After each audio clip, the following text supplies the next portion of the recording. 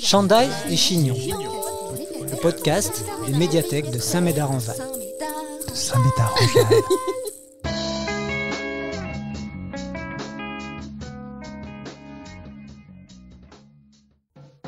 Cyrielle Vaillant, vous êtes doctorante en sociologie à ETIS INRAE et à l'Université de Bordeaux. Vous intervenez à Saint-Médard-en-Val dans le cadre d'une conférence sur le thème agriculture urbaine et démocratie locale, entre parenthèses, action collective et action publique, quels enjeux de justice sociale et environnementale, organisée en collaboration avec les Amis du monde diplomatique de la Gironde. À cette occasion, vous avez accepté de répondre à quelques questions pour notre podcast Chandail et Chignon. Tout d'abord, l'ETIS INRAE, c'est quoi ? Alors, bonjour, merci de m'avoir invité. L'INRAE, donc, c'est l'Institut national de recherche pour l'agriculture, l'alimentation et l'environnement. Il en existe environ 150 sites en France métropolitaine et outre-mer. Moi, je suis basée à l'INRAE à Gazinier-Cestas, donc à Bordeaux, à côté de Bordeaux. Et plus précisément, donc, le laboratoire de recherche auquel je suis rattachée, donc, c'est ETIS. Et ETIS, ça signifie environnement, territoire en transition, infrastructure et société. Et donc, dans cette unité de recherche, il y a des économistes, des sociologues, des géographes, des agronomes, des politiciens, statisticiens, mathématiciens aussi, des ingénieurs. Et selon leur approche, ils vont avoir des trajectoires de transition socio-écologique qui vont être adaptées. En fait, être chercheur ou apprenti chercheur comme moi, vu que je suis doctorante en sociologie, c'est participer à l'accumulation de ces connaissances afin de permettre une meilleure compréhension du monde dans lequel on vit. Dans mon champ d'études, l'approche centrale, c'est de chercher à savoir en fait quelles seraient les voies possibles pour améliorer les conditions d'existence des populations en général et en particulier celles qui sont les plus affectées par les injustices environnementales. Mais en fait, il ne s'agit pas non plus seulement de s'intéresser aux humains, mais les relations aussi avec le vivant, les milieux et les technologies qui sont aussi au cœur des problématiques de demain. La recherche que moi je mène, mais aussi donc dans ce laboratoire de recherche, on porte nos analyses sur le réel, c'est-à-dire comment l'objectif c'est de faire peser ou du moins de faire participer les collectifs, les choix collectifs et les décisions politiques. Aujourd'hui, la science, elle est quelque peu fragilisée. Il n'y a qu'à voir en fait la société dans laquelle on vit et notamment aussi de l'autre côté de l'Atlantique avec l'administration Trump, qui met quand même à mal les travaux de recherche, notamment sur le climat. Et on peut parler aussi de la condition des femmes, les mouvements LGBTQIA+, par exemple. Et les conséquences que cela a aussi sur le monde entier, parce que, par exemple, les chercheurs qui travaillent sur le climat, qui ont travaillé sur le GIEC, dont les données ont disparu, en fait, des bases de données, ça a des conséquences directement aussi sur nos recherches en France ou en Europe ou ailleurs, partout dans le monde, quoi. Tous les corps de métier que vous avez cités, vous travaillez tous ensemble sur des mêmes projets ou c'est chacun dans son créneau qui travaille sur des choses particulières ? Non, on a des collectifs en commun. Par exemple, on a un collectif qui s'appelle EDGE, donc c'est Environmental Justice et Justice environnementale. Bon, c'est le même mot, mais à la fois anglais et francisé. Donc là, on est plusieurs, on est des géographes, des sociologues et on travaille sur la thématique de la justice environnementale, par exemple. C'est quoi le résultat concret ? Le résultat, c'est de communiquer sur nos travaux, sur des thématiques, des définitions, de faire des séminaires, des conférences, des journées d'études. Donc ça s'adresse aux politiques au final ? Non, pas aux politiques. Alors ça s'adresse majoritairement à nous, à l'univers scientifique, mais on essaye aussi des collectifs associatifs qui réunissent aussi quand même pas mal d'habitants. Donc non, on essaye de voir large. Comment devient-on doctorante en sociologie ? Quel est votre parcours, votre cursus ? Juste pour dire, moi j'ai eu mon bac en 2013 et j'étais pas une bonne élève. J'ai eu mon bac la deuxième fois à 10. Donc apparemment ça ne veut rien dire. On peut essayer d'avoir le plus haut diplôme universitaire avec la thèse sans forcément avoir des bons résultats à l'école. Parce que c'est pas du tout la même manière d'apprendre. Donc après mon bac, j'ai fait un DUT carrière sociale gestion urbaine à Périgueux. Donc c'est de là d'où je viens. Donc après ça, je suis allée... un DUT, c'est un diplôme universitaire de technologie. Donc c'est un bac plus 2. Et après ça, je suis partie en licence 3 à Toulouse, en licence de géographie, dans un cursus qui s'intitulait Aménagement et projet de territoire. Mais j'ai fait 6 mois parce que ça me plaisait pas vraiment. dans le sens où l'approche du monde social me dérangeait, mais je ne comprenais pas vraiment pourquoi. On était vraiment sur des questions à la fois très politiques. On nous formait à être des aménageurs du territoire. Et la dimension sociale manquait énormément. Donc, suite à ça, je me suis dit, si le social me manque, je vais aller en sociologie. Et donc, je suis partie à Bordeaux. Et là, j'ai été rétrogradée. Je suis passée en L2 de sociologie. Et donc, j'ai fini jusqu'au master de sociologie. Et après, en master, il y a des cursus particuliers. On peut se spécialiser. Donc moi, j'étais sur un master qui s'appelait politique urbaine. Et à l'issue de mon master 2, j'ai fait un mémoire de fin d'études avec un stage de 6 mois. Donc c'était un mémoire de recherche qui était associé à une recherche qui est financée par l'ADEME. Donc là, c'est plusieurs chercheurs qui travaillent sur une thématique. La thématique, c'était les agricultures agroécologiques en Nouvelle-Aquitaine. Et donc, qui sont ces agriculteurs et agricultrices qui font de l'agroécologie en Nouvelle-Aquitaine? Et donc, mon mémoire a apporté là-dessus, sur une étude autour de certains agriculteurs et agricultrices qui pratiquaient l'agroécologie.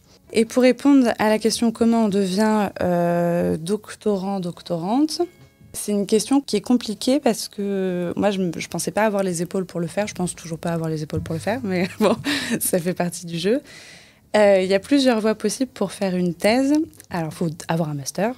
Pas nécessairement dans le cursus classique de sociologie. On peut venir d'un autre cursus que la sociologie. La première étape, c'est quand même de trouver un encadrant ou une encadrante qui a une HDR. HDR, c'est habilitation à diriger des recherches. Et si cette personne est OK pour nous accompagner sur un sujet ou qui a déjà en fait un sujet dans lequel on se sent d'aller, cette première étape, elle est validée. Et donc, on peut monter à la fac ou pas, d'ailleurs, je vais en parler après, mais le projet de recherche sur 3 ans. Une fois qu'on a son sujet avec son encadrant, imaginons on est à la faculté et on candidate. À la faculté, c'est un concours. Donc, les places sont chères. Il y a à peu près 1 à 2 places par an. Et donc, on devient doctorant à l'école doctorale, moi, pour mon cas, à l'Université de Bordeaux. Et on mène sa thèse pendant 3 ans. Là, dans ce cas de figure, on est financé. Donc, c'est un contrat de travail et en même temps qu'on est toujours considéré comme des étudiants. J'ai une carte étudiante. Il y a cette voie possible. À la faculté, c'est encore le seul endroit aussi où on peut autofinancer sa thèse. Ça veut dire qu'elle n'est pas financée, mais il faut travailler à côté. Ou sinon, avoir des parents riches. Donc, il y a ça. Moi, dans mon cas... Alors non, avant de parler de mon cas, il y a 2 autres possibilités. Il y a du mécénat. Donc, on peut demander à avoir des mécènes qui financent notre thèse. Ou des entreprises privées, qui on veut. Entreprise privée, ça peut poser... Ouais, des philanthropes. Entreprise privée, ça peut poser question quand même. D'accord. Et là, si c'est entreprise privée, on est davantage peut-être dans une catégorie qui s'appelle la thèse CIFRE, qui est un dispositif en fait, qui est conventionné avec une entreprise et un laboratoire d'accueil, donc comme moi, INRAE, par exemple. Et ce qu'on appelle CIFRE, donc c'est donc effectivement une structure sur laquelle on est conventionné, mais sur laquelle aussi on travaille. Donc ça veut dire qu'on est directement au cœur de l'action. Par exemple, si je fais une thèse sur comment une collectivité territoriale gère la question du climat, donc je vais faire une thèse au sein du conseil départemental, par exemple, et je vais interroger les acteurs qui travaillent sur cette question-là. Moi, dans mon cas, je ne suis pas dans tous ces cas-là.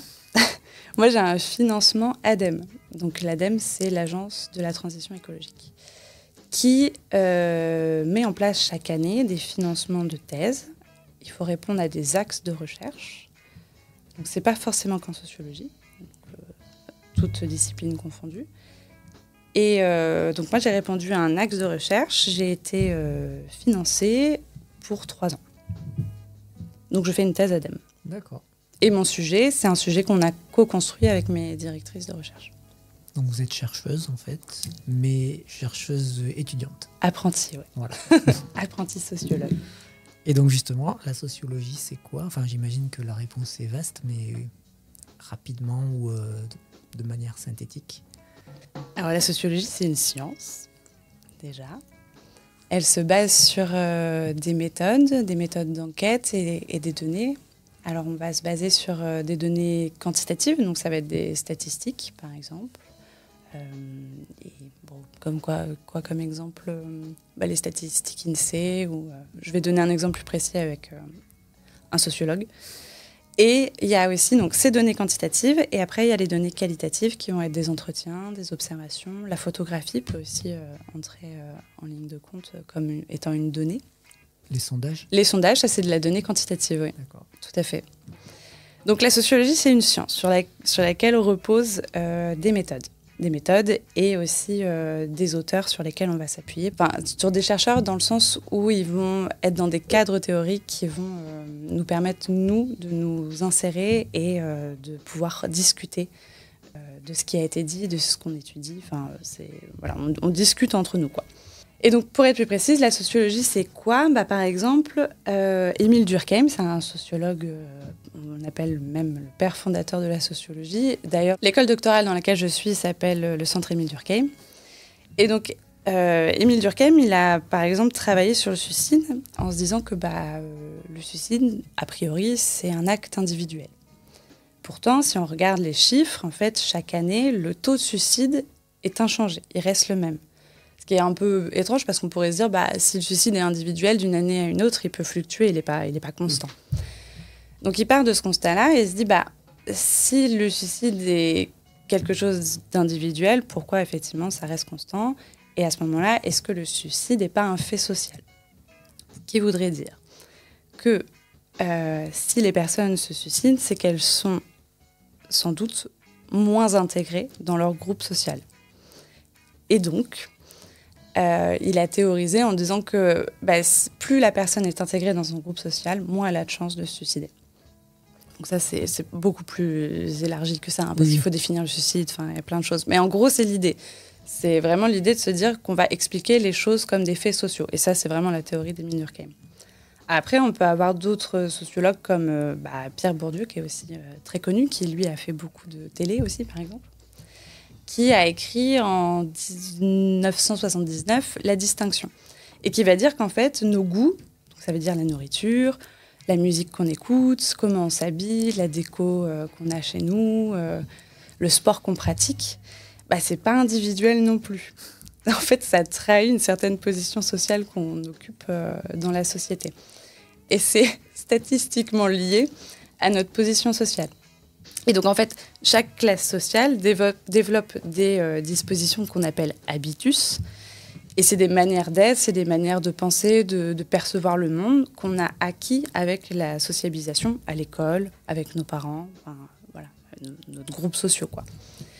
Et donc, ces habitus, ils orientent nos goûts, donc nos choix, sans qu'on en ait vraiment conscience. Par exemple, je ne sais pas si vous pratiquez le golf. Pas du tout. Voilà. Parce qu'en fait, il va y avoir des formes culturelles qui vont être perçues comme nobles. La musique classique, le golf, la gastronomie. Voilà, ça va être ça va être des goûts qui vont être davantage représentés chez les classes sociales favorisées. C'était en 1979. Ça évolue et puis les frontières sont poreuses, en fait. Voilà, donc Pierre Bourdieu il va expliquer ça. Après, il y a plein d'autres effets que la sociologie explique. Par exemple, comme les plafonds de verre.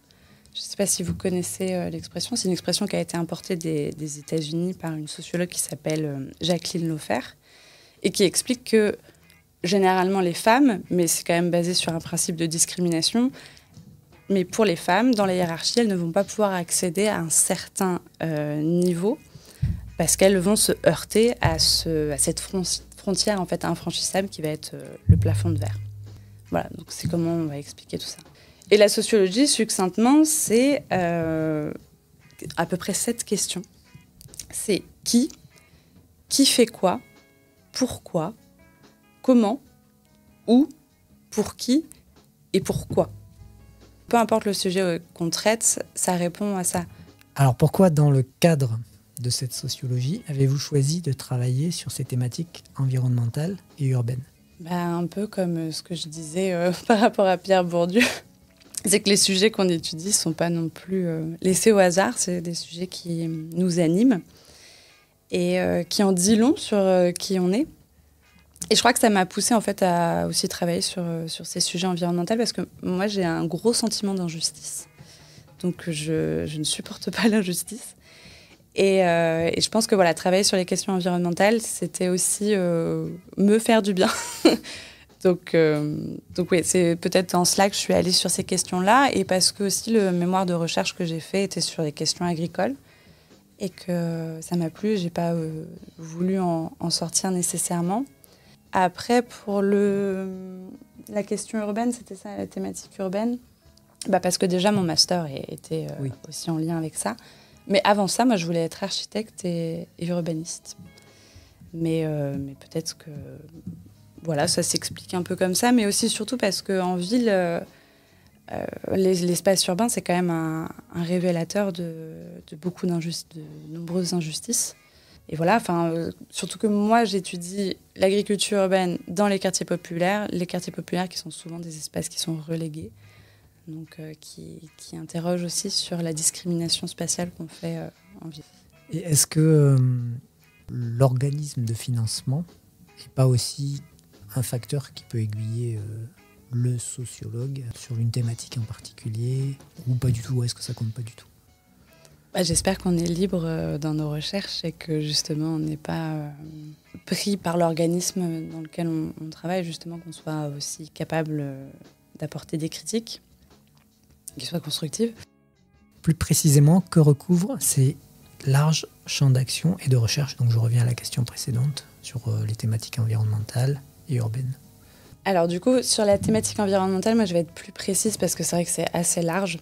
Mais moi je vais parler de mon champ d'études qui est la justice environnementale, qui est un courant qui est à la fois militant et académique, qui a été mobilisé en fait aux États-Unis dans les années 1970 dans le prolongement des luttes pour les droits civiques. Et c'est un mouvement qui naît de ce qu'on appelle un mouvement antitoxique, que les populations défavorisées étaient plus fortement impactées par les risques environnementaux, pollution, microparticules, etc. Et donc l'approche de la justice environnementale, elle permet en fait d'analyser comment est faite cette fabrique des inégalités environnementales. Donc qu'elle relève en fait de l'exposition aux risques, aux modes de consommation ou de production. Donc là, on peut aller sur la branche de l'alimentation, par exemple. Ça peut être aussi sur les inégalités d'accès et d'usage. Par exemple, ma directrice de recherche a travaillé sur l'accès aux parcs naturels régionaux. Et dans son étude, elle a montré que les populations les plus précaires, en fait, ne se sentaient pas légitimes d'aller dans les parcs naturels régionaux, par exemple.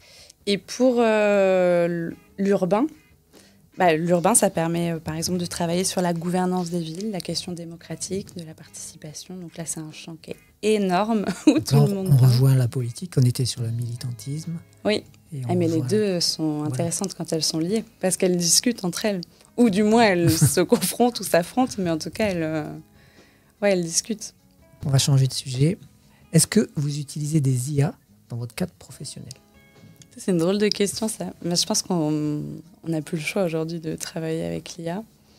Après, en tant qu'outil pour la sociologie, je pense qu'il devrait y en avoir et qu'il y en a. Bon, ça reste quand même encore très peu utilisé dans notre domaine, parce que je pense que c'est pas encore très performant. Il n'y a qu'à voir, hein, des fois, quand on cherche des auteurs et si on demande à ChatGPT, ils nous inventent des auteurs. Ils nous inventent des recherches et tout, qui n'existent pas. Hein. Donc, l'IA ne va pas encore nous remplacer, je pense qu'elle... Mais oui, on l'utilise quand même. Par exemple, moi, je l'utilise pour corriger mes fautes.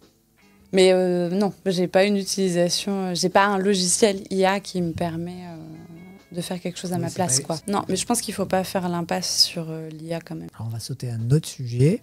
Donc, on est dans une bibliothèque. Est-ce que dans votre parcours personnel ou professionnel, vous avez un souvenir particulier lié aux bibliothèques? C'est rigolo. C'est rigolo parce que je n'allais pas beaucoup à la bibliothèque. Mais la bibliothèque de la fac de la Victoire est très très belle. Moi, le seul souvenir que j'ai de la bibliothèque, c'est justement le seul endroit où je me vois réciter l'alphabet. Et à chaque fois, je recommence au début, comme si c'était incapable pour moi de recommencer à la lettre N et de pouvoir défiler ensuite, quoi. Alors, pour terminer, là encore, c'est une question qu'on pose à tous nos invités. 3 choses que vous aimez et 3 choses que vous n'aimez pas, dans l'absolu, ce que vous voulez. 3 choses que j'aime. Les relations sociales, déjà, sinon je ne ferais pas de la sociologie. Voilà. Je pense que j'aime me questionner, parfois un peu trop, mais ça se régule. C'est un travail de fond. J'aime l'humour, le rire surtout, parce que c'est quand même un puissant médium de lucidité, si on peut dire. Donc je trouve que c'est important de rire. Qu'est-ce que j'aime J'aime mon métier déjà. Je pense que ça, c'est déjà bien. C'est très bien. Et vous n'aimez pas? Ah oui, j'aime pas la truffe. Je viens de Dordogne, mais je déteste la truffe. Je déteste l'odeur. C'est insupportable pour moi. Qu'est-ce que j'aime pas? La situation sociale actuelle, qui est quand même assez anxiogène. Hein. Des fois, c'est, je crois, important de se couper de l'actualité. De toute façon, elle bouge pas non plus si vite que ça. Hein. Et en dernier, qu'est-ce que j'aime pas? J'aime pas les injustices, quelles qu'elles soient, en fait. Vous avez commencé par ça, donc ouais. On termine par ça aussi. Merci beaucoup. Merci à vous. Semez vos envies et cultivez votre curiosité en attendant le prochain podcast des médiathèques de Saint-Médard-en-Jalles. Abonne-toi. Chandail et chignon. Chandail et chignon. C'était pas très intéressant.